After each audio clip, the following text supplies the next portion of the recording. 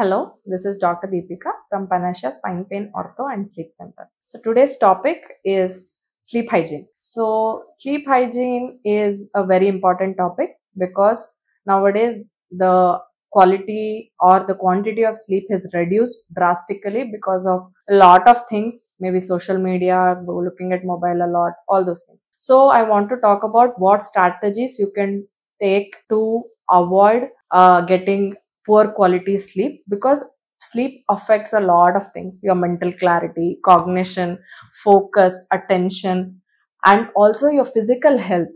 We might think that, okay, because we are not able to sleep for some time, let us I want to work for more amount of time and I will reduce my sleep for that. No, because sleep is very important. So I'll give you few strategies about how to make your sleep quality and quantity better.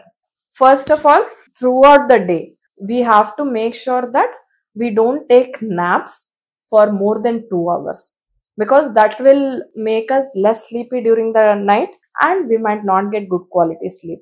Secondly, we should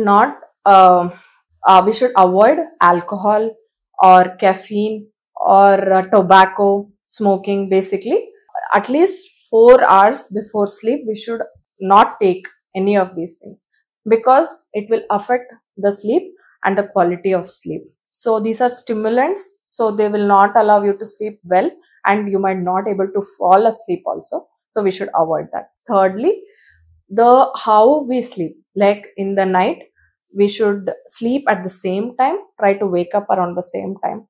So if you follow that for a few days, you will get good sleep and you'll get good quality sleep. Then the environment, like where you are going to sleep, your bed should be clean, like the room should not have too much of light, and the temperature also should not be too high. It should be a little cooler, comfortable temperature. And also that bed should be used only for sleeping. We should not keep games or watch mobile or do some work on laptop just before sleeping, because all those things will not allow our brain to calm down and go to sleep. So we should make sure that we understand that that is only for sleeping.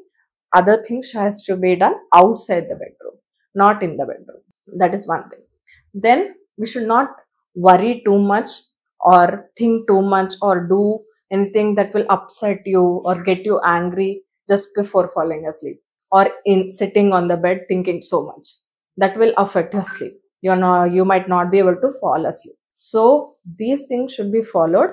And you can also do some meditation or some mindfulness exercises just before falling asleep, because this it might help you to calm down and make yourself ready to fall asleep. So some strategies, if not all, if followed, will help you with the good sleep and also good quality sleep. If that is good, then the rest of your day will be good. And it will also help with patients with chronic pain, because good quality of sleep is very difficult for chronic pain patients. So if they get that, they will be able to cope up with pain better.